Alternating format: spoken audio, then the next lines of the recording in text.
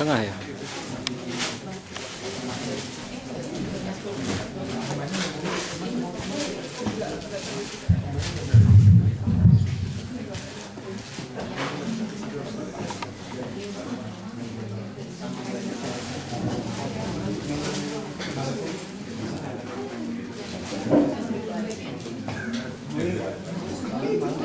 Untuk charger lain nggak? Untuk sekarang sih enggak. Nanti kalau ini saya ambil aja di belakang.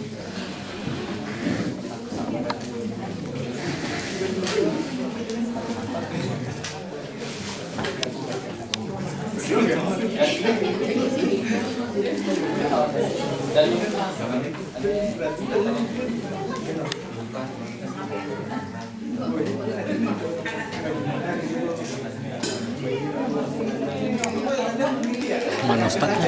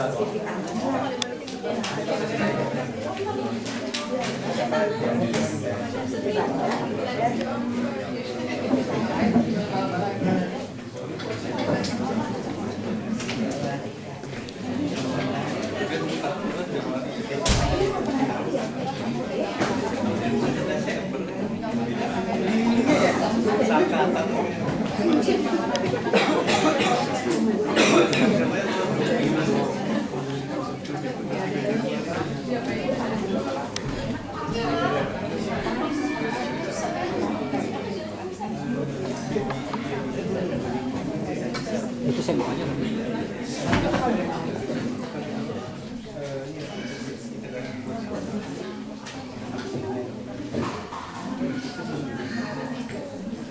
Assalamualaikum warahmatullahi wabarakatuh. Jadi seperti yang saya katakan tadi, bahwasanya pemilihan instansi itu sangat menentukan. Jadi harus hati-hati dalam memilihnya, dirembukan. Dan itulah saya katakan tadi, yang paling penting sekali selalu mengecek sejauh mana, ya. Seperti kita di Indonesia. Sama aja, tidak ada beda. Artinya kita harus mengecek sejauh mana pengetahuan agama seseorang itu, yang di instansi itu. Ya. Karena saya, menurut pengalaman saya ini, tidak sedikit memang instansi pemakaman itu yang tidak selalu menurut syariah dalam prakteknya. Ya. Jadi saya pribadi harus menegur, gitu. Seperti dalam memandikan saja, dalam memandikan jenazah kita diharuskan wudu, ya. Sebelum memulai apa-apa, sesudah kita membersihkan, sesudah istinja, ya, istinja tahu ya, itu baru kita terlebih dahulu kita harus wudu, mewudukan si mayit. Nah, baru mandi, dimandikan mayatnya, sebagai contoh ya. Nah, kalau orang yang tidak tahu, jadi dia langsung memandikan si mayit. Nah, kalau ada orang yang mengerti tentang agama, dia akan menegur. Ini mandikan dulu, wudukan dulu mayatnya, baru mulai mandi.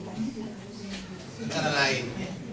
Banyak hal-hal lain ya, seperti yang jelas seperti menghadap kiblat selalu. Itu memang sudah diketahui sekarang. Alhamdulillah orang Jerman pun bagian penguburan pun sudah tahu bahwasanya harus begini itu menghadap kiblat. Karena secara nggak langsung memang bentuk kita orang-orang Islam itu penguburannya itu sudah artinya itu sudah dibuat bola bangnya sedemikian rupa sehingga benar-benar menghadap kiblat. Itu oke. Ya. Pun hal-hal kecil selanjutnya ya, Kenapa harus begini itu seperti tadi ada yang pakai peti, gimana kalau pakai peti? Ya, itu juga harus diberdirikan segala macam, kan orang nggak tahu. Terus kan petinya udah salam, doa, habis selesai pulang ke rumah. Ya. Makanya kadang-kadang kita dianjurkan juga kalau memang kita merasa berutang, merasa apa itu berkecukupan biaya, dibongkar kembali, jalankan menurut syariat Islam. Ya. Itulah. Oke. Saya hanya mengomentari saja apa yang saya sampaikan tadi. Seperti saya dengar dari panitia, sebenarnya acara sekarang ini acara tanya jawab. Ya. Jadi kalau ada pertanyaan-pertanyaan, saya akan menjawab supaya kita bisa bertanya istirahat untuk mencari energi berikutnya. Oke, ada pertanyaan? Silakan. Tadi syarat mandiin jenazah itu ya, Sa. Kalau yang memandikannya ada syaratnya enggak? Ada. Yang memandikannya, dan kalau misalnya di Jerman kita bisa nggak sih, misalnya suami atau anak kita meninggal atau ibu kita terus kita ikutan memandikan gitu? Kalau itu yang boleh mahram itu antara laki-laki dan perempuan hanya suami istri. Ya. Yang tidak suami istri sebenarnya tidak dibolehkan. Ya, walaupun kerabat sendiri. Tidak, anak-anak itu tidak boleh. Oh, anak-anak Tidak boleh. Ya, kalau berbeda jenis kelaminnya, ya, dalam agama tidak dibolehkan. Jadi yang bisa itu, yang boleh itu hanya suami istri. Rasulullah SAW mengatakan kepada Sayyidati Aisyah, katanya nanti siapa tahu ketika kalau kamu meninggal dulu dari saya, katanya nanti saya mandikan kamu, saya kapankan kamu, saya sholatkan kamu, ya. Yaitu kata Rasulullah kepada Sayyidah Aisyah. Oleh karena itu dari situ orang mengambil sunnah bahwasanya suami istri yang boleh, ya. Tapi karena anak pun tidak boleh, sebenarnya tidak boleh. Ya. Kalau menonton sebenarnya juga tidak boleh. Itu juga terutama soal mandi ya. Itu saya pernah lihat di Facebook. Itu yang mandinya di luar, terus yang lihat itu pakai apa itu dinding aja itu dinding, semua pada melihat. Ya Allah Akbar. Sebenarnya tidak boleh, itu aib. Ya. Kita harus menjaga itu sedikit mungkin. Itu orang yang mandikan itu, dan seluruh, saya katakan seluruh tugas peribadatan dalam penguburan yang paling berat itu memandikan. Yang lain-lain tidak seberapa. Memandikan itu satu syaratnya. Orang yang memandikan pun harus benar-benar yang bisa dipercaya. Ya. Maka dari itu pahalanya bejibun. Ya, banyak sekali. Orang yang memandikan itu pahalanya banyak sekali. Dalam hadis pun begitu disebutkan, orang yang memandikan itu pahalanya banyak sekali. Karena dia menjaga, samping bukan bertugas memandikan mungkin tidak seberapa berat ya, tetapi dia menjaga aib, menjaga celah si mayat, itu menjadi ukuran. Dia tidak boleh menceritakan celah aib, celah si mayat, haram. Jangan dia mengumbar-ngumbar di luar, mengatakan, oh ini ada lubang sebelah kiri, itu kakinya bengkok. Astagfirullahaladzim. Ya. Kita akan berdosa besar. Nah, karena dia menjaga rahasia mayat, maka Allah menjanjikan pahala yang besar buat orang yang memandikan. Nanti kita pelajari bagaimana cara memandikan. Kita bisa memperdalamnya lebih jauh. Oke? Pertanyaan berikutnya. Ustaz, ada dua pertanyaan selain direkam. Oh, oke. Pertanyaan pertama, menurut yang Ustadz tahu, apakah donor organ setelah meninggal itu diperbolehkan dalam syariat Islam. Itu yang pertama. Terus yang kedua kan tadi Ustadz menyarankan ketika menggunakan peti kan ketika di bawah dibuka terus dimasukkan tanah.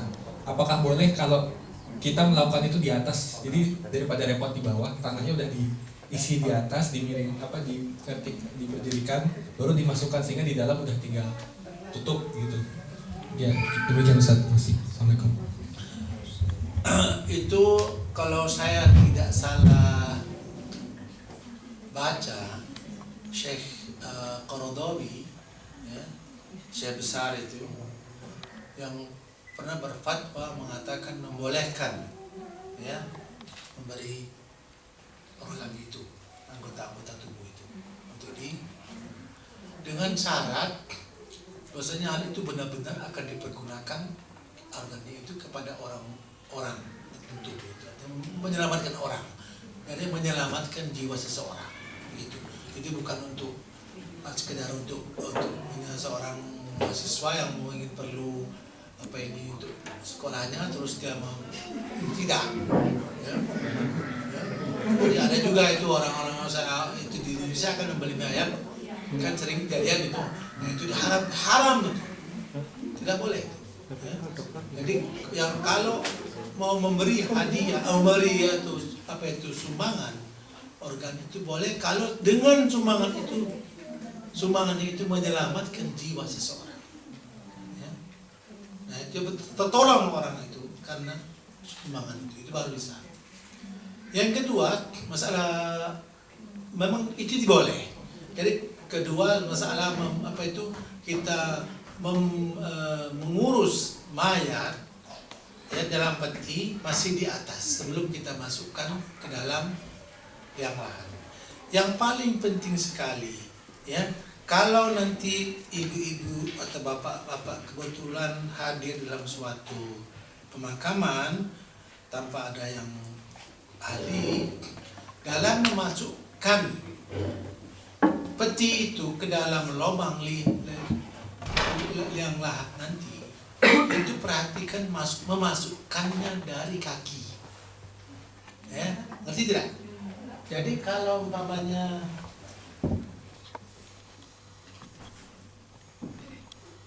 nah, seperti dari gambar ini sudah ketahuan, jadi dia akan berbaring begini, ini kepalanya kan, ini kakinya. Nah, jadi masukkanlah dari sebelah kiri. Ya, jangan dari atas sih. Jadi kita menggotong mayatnya itu, kepala di sini, kemudian dibawa begitu ke dalam lubang. Ngerti ya? Ngerti tidak? Belum.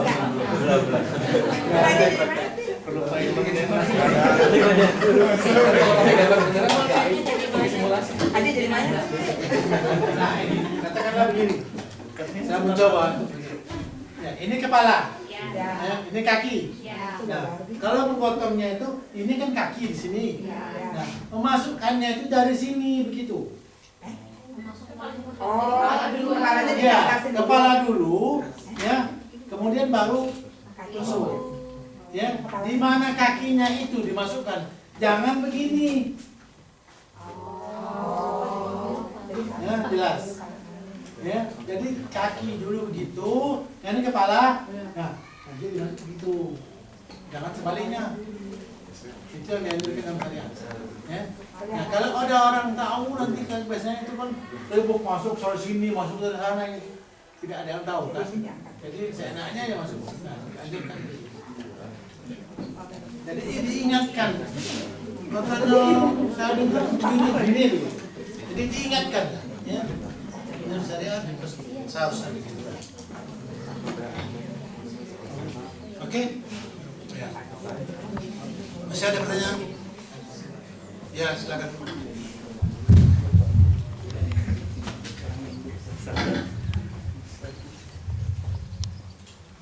Assalamualaikum warahmatullahi wabarakatuh. Ustaz, apakah itu haram kalau mayat difoto? Tidak sama sekali. Maka Tidak ada larangan mengenai hal itu. Ya, tidak ada nas yang sharih mengenai hal itu sama sekali tidak. Saya kira tidak terlalu menyalahi agama saya kira. makasih. Kembali.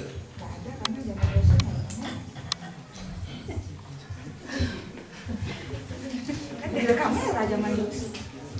Ada Facebook. Ya, mungkin tambahan sedikit dari saya sehubungan dengan Tuhan dan tidak selalu tidak langsung. Bahwasanya kalau ada yang meninggal, kemudian umpamanya kita memanggil saudara kita dari Indonesia, ya. Nah, sedangkan untuk meningkat waktu umpamanya semuanya sudah dikerjakan, sudah dikafani, tinggal menyolatinya umpamanya, jadi mayat sudah di dalam peti umpamanya.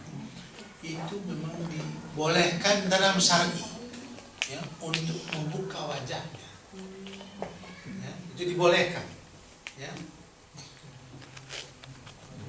oleh dalam agama. Jadi membuka kepalanya, menciumnya pun boleh, ya, mencium keningnya gitu, yang menyatakan pada sekawa kita, ya, dan menangis pun boleh.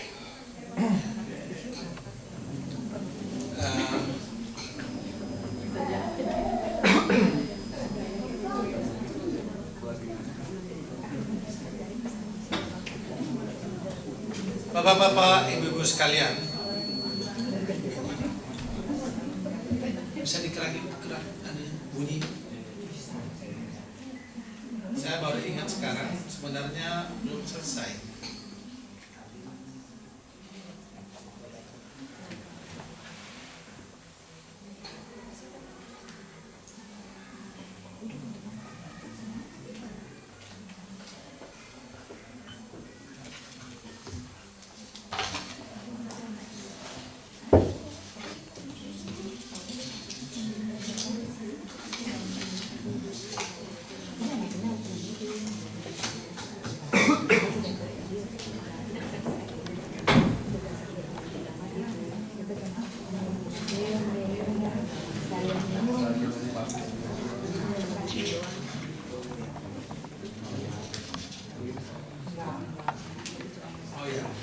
Harus saya sampaikan sekarang sebelum kita istirahat, baru saya ingat sekarang.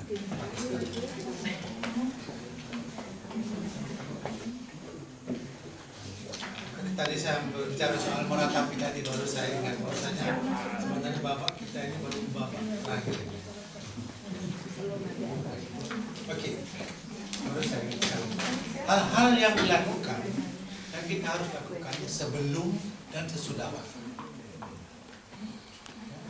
Hal-hal yang dilakukan sebelum dan sesudah wafat.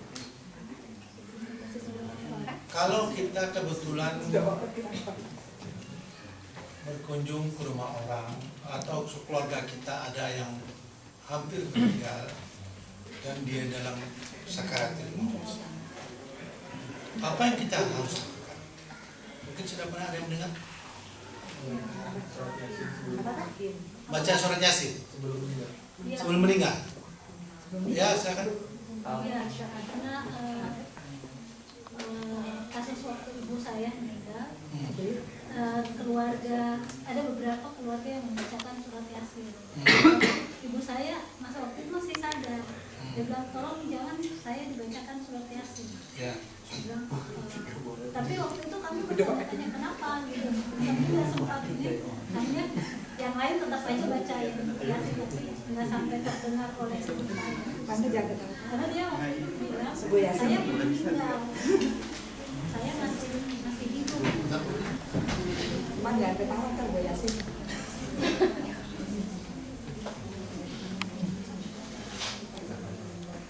Harus Yasin gitu kan.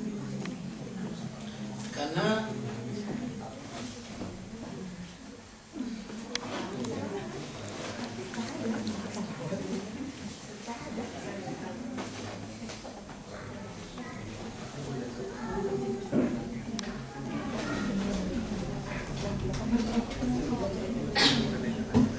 khusus masalah Yasin ini, saya sengaja mencari dalil sejauh mana kebenarannya. Maka alhamdulillah saya telah menemukannya dan ditulis sangat lengkap sekali oleh Syekh Albani yang menjadi pegangan saya dalam mengutarakan masalah pengurusan jenazah ini. Jadi Syekh Albani mengatakan sebenarnya tidak ada dasarnya untuk membacakan surat Yasin. Nah, ini katakannya.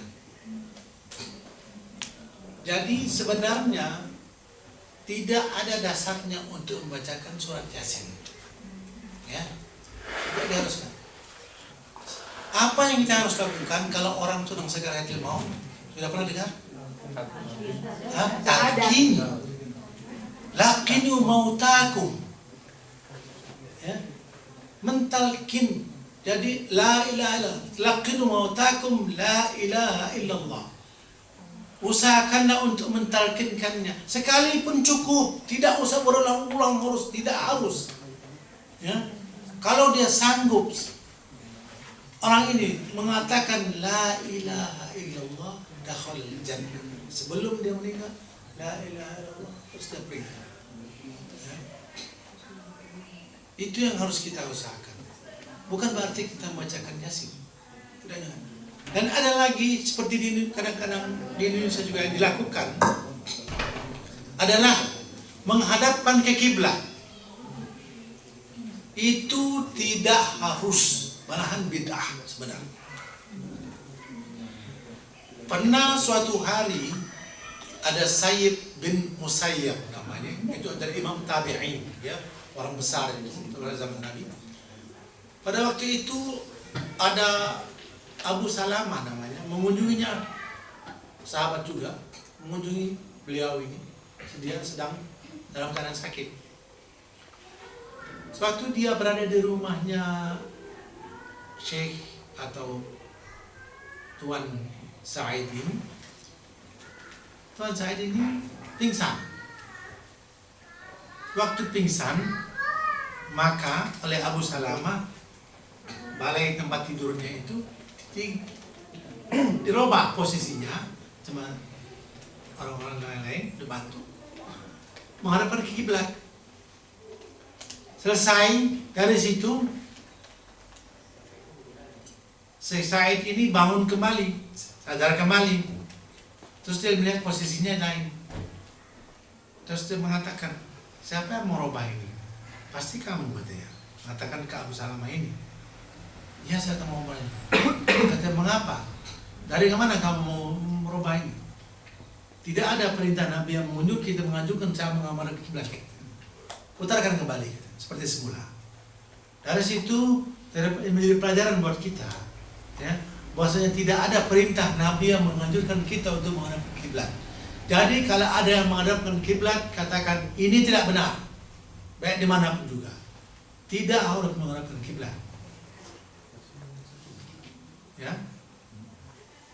hanya laqinu mautakum la ilaha illallah, itu benar. Dan seperti saya katakan tadi, cukup sekali. Yang kedua yang harus kita lakukan adalah mendoakannya. Itu paling penting. Mendoakan, nah itu betul, bukan baca Yasin. Doakan, bacalah doa dalam hati, bacalah doa dalam dari Quran, bacalah doa sering-seringnya. Karena dalam hadis disebutkan bahwasanya orang yang mendoakan itu, kata-kata baik yang dikeluarkan pada waktu itu akan diamini oleh malaikat. Maka dari itu kita tidak boleh mengatakan suatu kalau bahasa kita kalau kadang-kadang di Indonesia, tidak di sini orang yang baik semua. Kita itu wah ngobrol, ini orang kalau menipu gini, jangan begitu. Diamini nanti, bertambah berat nanti. Semayat ini dalam kuburnya karena cecaan orang yang hidup pada waktu itu. Maka doakanlah supaya dilapangkan kuburnya. Jangan sampai kita mengatakan yang tidak baik.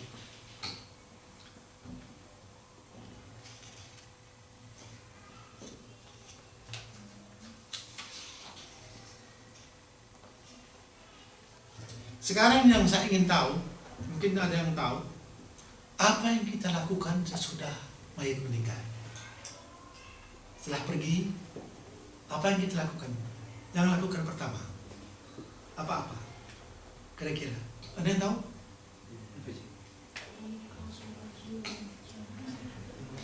Sudah meninggal.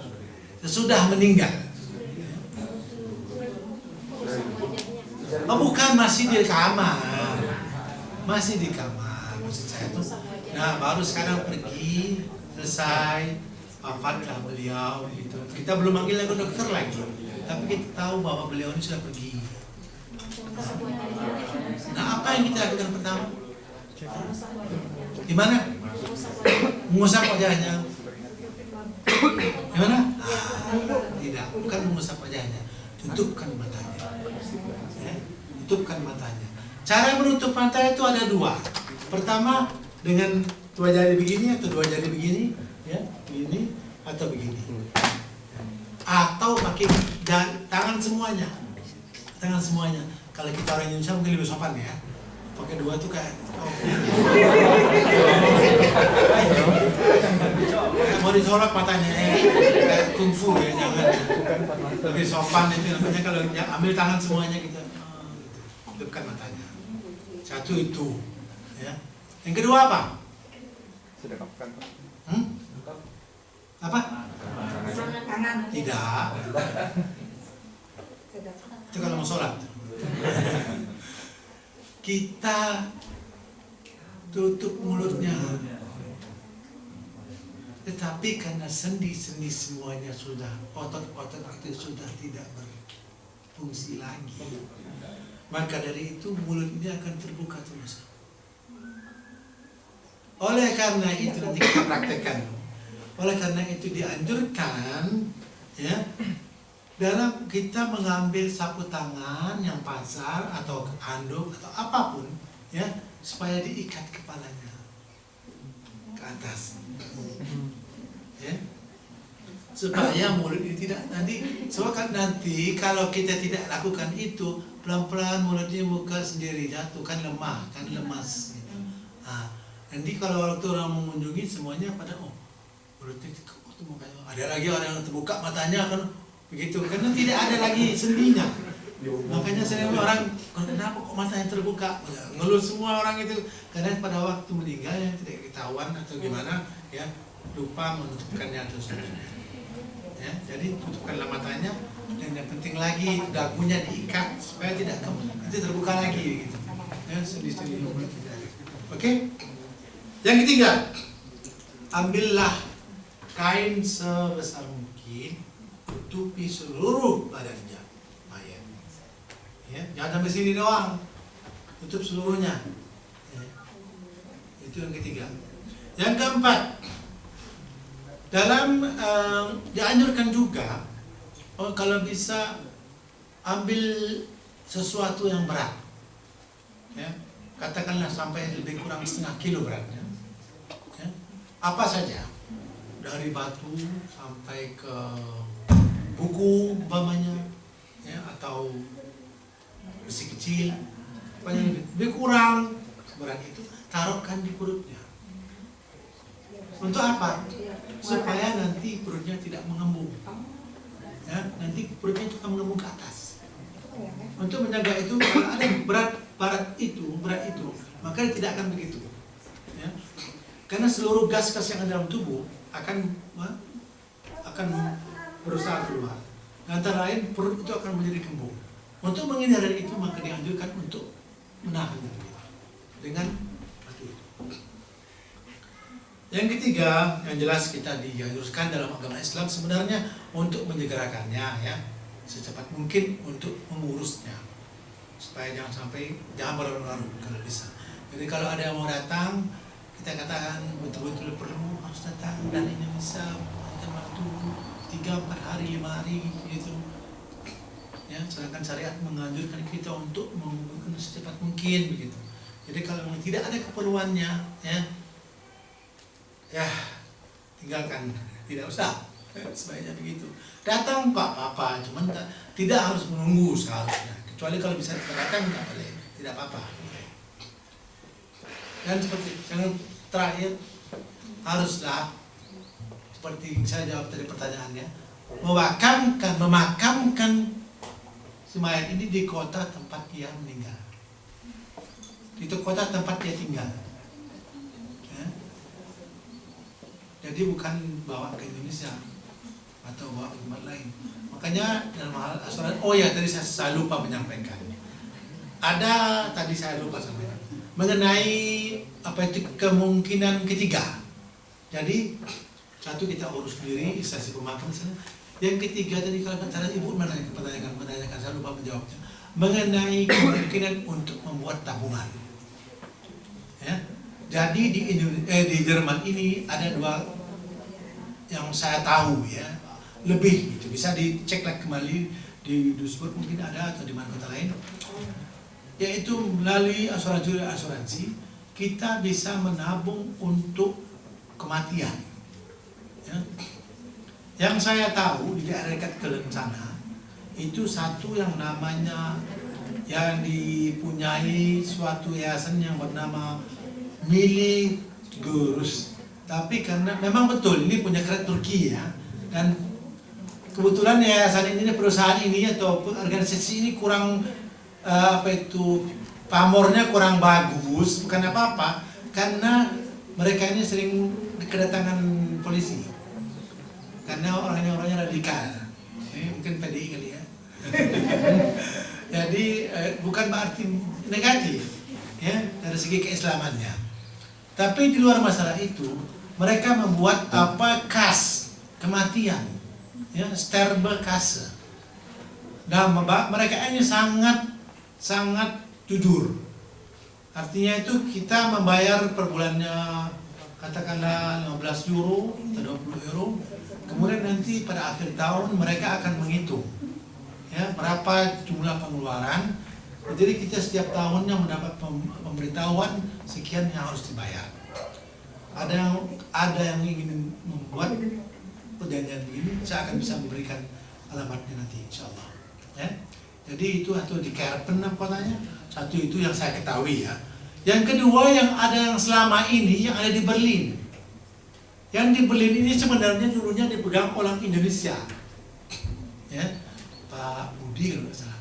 Cuman kemudian perusahaan ini bangkrut kalau saya tahu. Bukan Budi ya, bukan di sini. Yang di Berlin ya.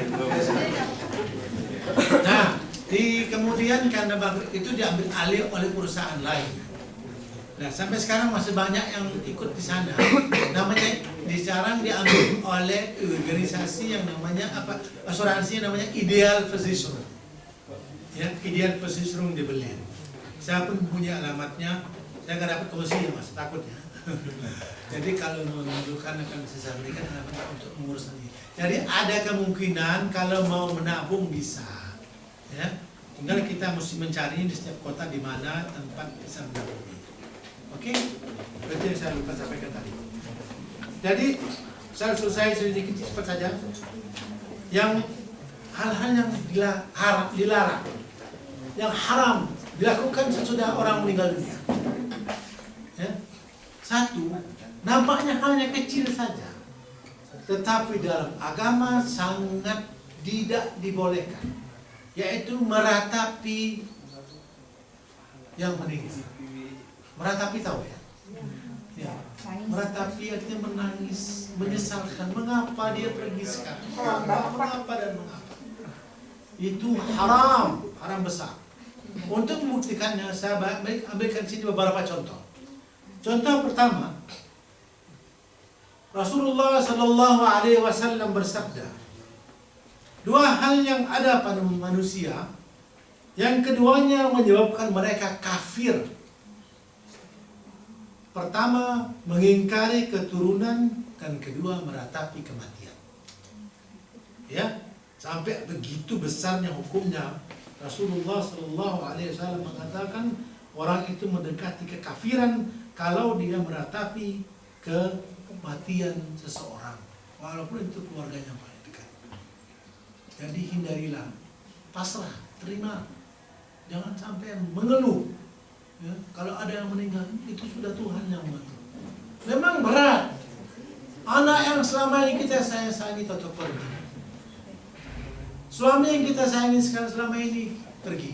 Berat, bukan main beratnya. Tidak ada orang yang tidak berat.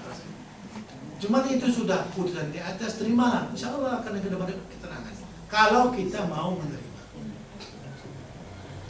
Kemudian cerita berikutnya, Rasulullah SAW ketika putra beliau Ibrahim meninggal, beliau pun menangis. Ketika putri beliau Umaymah binti Zainab meninggal, beliau pun menangis. Jadi pada suatu hari, begitu tangisannya itu, maka dari itu, karena tangisan itu, Rasulullah SAW mengatakan 4 macam kebiasaan jahiliyah yang masih dilakukan umatku dan tidak juga ditinggalkannya, yaitu berbangga-bangga dengan keturunan, mengingkari keturunan, minta turun hujan dengan membaca bintang, mendengar ramalan bintang, dan meratap. Lebih jauh Rasulullah SAW bersabda, dan bagi perempuan yang meratap, apabila tidak bertobat sebelum wafat, maka di hari kiamat kelak yang akan memakai gamis dari besi. Ya, jadi dihukum pada dasarnya akan dihukum pada hari kiamat kelak. Jadi dalam hal ini kita harus mencoba untuk jangan sampai kita meratapi saudara keluarga kita. Karena Rasulullah SAW bersabda, yang demikian itu bukan dari ajaranku. Tidak ada orang yang berteriak dibenarkan dalam agama. Yang bagus sekali kata kalimat ini sekarang berikut. Hati ini memang sedih dan kedua mata menangis.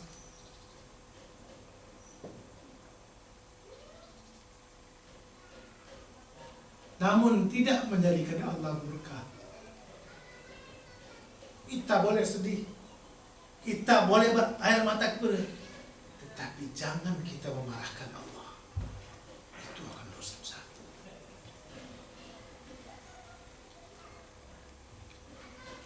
Anas bin Malik berkata, ketika Umar bin Khattab itu tertikam, Hafsah anaknya itu menangis. Anaknya menangis kuat-kuatnya.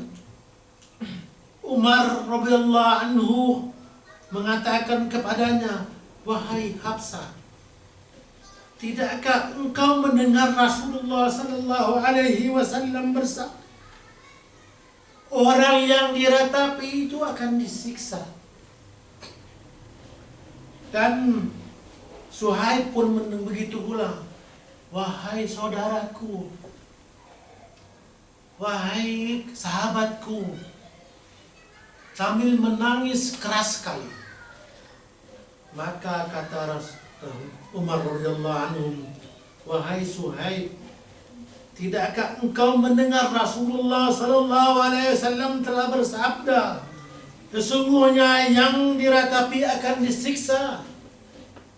Begitu berat hukumnya orang yang mati. Jadi hindarilah, ya, bukan masalah kecil ini, jangan sampai kita merasa menyesali, ya. Itu banyak pelajaran buat kita. Karena apa? Terakhir saya katakan, Rasulullah SAW telah bersabda, sesungguhnya yang diratapi akan disiksa karena di dalam kuburnya karena ratapan kepadanya. Ya. Jadi kalau kita meratapi keluarga kita, seolah-olah kita untuk menyiksa orang yang kita ratapi itu. Mengapa harus begitu? Sedangkan kita ingin supaya siksa kuburnya ringan, segalanya ringan, tetapi itu akan menjadi justru lebih berat karena kita meratapinya. Jadi usahakanlah supaya tidak meratapi keluarga kita. Oke. Yang kedua yang diharapkan, memukul-mukul pipi dan merobek-robek baju. Jangan. Banyak juga orang itu, ya baju. Orang itu Indonesia, bukan main. Karena kita tidak tahu syariat, syariat melarang kita begitu. Yang ketiga, mencukur rambut, apalagi wanita, ya. sampai botak. Di rambut mayat apa di Mencukur rambut sampai botak. Tujuannya menunjukkan rasa sedih. Saya sedih sekali. Ya, kalau rontok ya apa? Ya, rontok karena sakit sedihnya sampai habis kepalanya ya kita apa boleh buat. Ya. Cuman jangan pergi ke tukang gunting, tolong kok botokin saya. Kenapa saya lagi sedih? Itu tidak benar. Yang keempat, wanita juga jangan menguraikan rambutnya. Menguraikan rambutnya untuk menunjukkan rasa sedihnya. Jadi nggak mau dirapiin lagi udah no. Ya, rambut ke bawah dibiarkan begitu saja. Sisir nggak mau. Sama dengan orang laki-laki, membiarkan janggutnya, membiarkan rambutnya gondrong.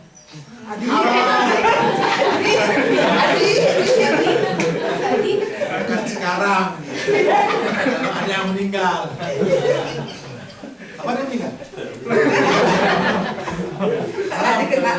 Kalau sekarang jangan apa-apa. Panjang mas, silakan. Bebas. Cuman kalau ada kita keluarga kita meninggal, mulai saya tidak boleh gunting itu haram, tidak boleh. Oke. Dan sekarang percaya saya kasih tambahan sedikit. Apa yang kita lakukan sebagai kerabat orang meninggal? Ada dua saja. Satu, bersabar dan rela dengan apa yang terjadi. Ya, sabar. Wasabrun jamil. Ya. Sabar itu bagus. Ya. Usahakanlah untuk bersabar. Kalau orang Amerika kan pergi ke psikiater untuk mengobati hatinya, katanya no, dia cerita kita orang Islam. Ya. Mengadulah kepada Tuhan. Mengadu kepada Tuhan, menangislah dengan Tuhan. Ya Allah, tenangkan hatiku. Aku tidak bisa tidur selama ini karena kehilangannya, kepergiannya. Apalagi kekasih kita enak ya. Baru jatuh cinta, tahu-tahu meninggal. Tabrak mobil. Ya. Lagi cinta-cintanya, kehilangan. Itu paling sakit. Kalau suami istri nggak berapa ya. Kalau orang baru jatuh cinta lagi sangat-sangatnya cintanya atau kehilangan, nah itu balak saya. Untuk itu mintalah kepada Tuhan supaya kita ditenangkan hatinya, supaya jangan sampai kita. Dan yang terakhir sebelum kita pause, sebelum kita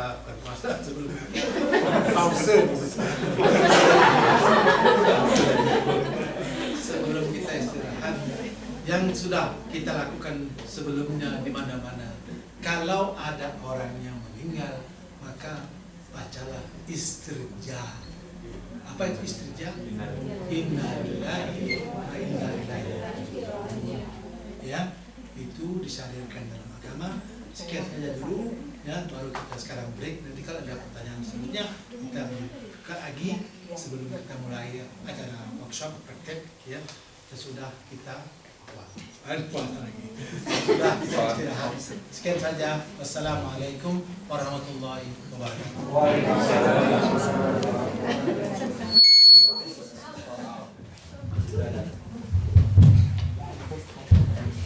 Ya, alhamdulillah sesi awal kegiatan kita kali ini sudah selesai. Insya Allah sekarang kalau mau sholat belum masuk waktu zuhur, jadi buat ibu-ibunya dipersilahkan untuk mengambil makan siang terlebih dahulu, lalu kemudian bapak-bapaknya nanti setelah itu bisa sholat di lantai 1. Ya. Insya Allah seperti itu. Kita insya Allah sampai jam 2.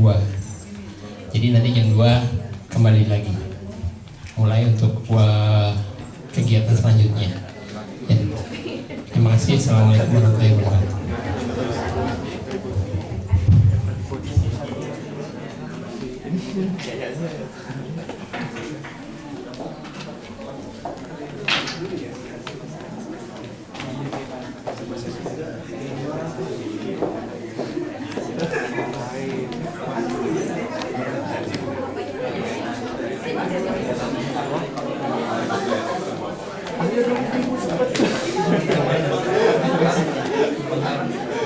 Wabarakatuh. Mirip sebenarnya.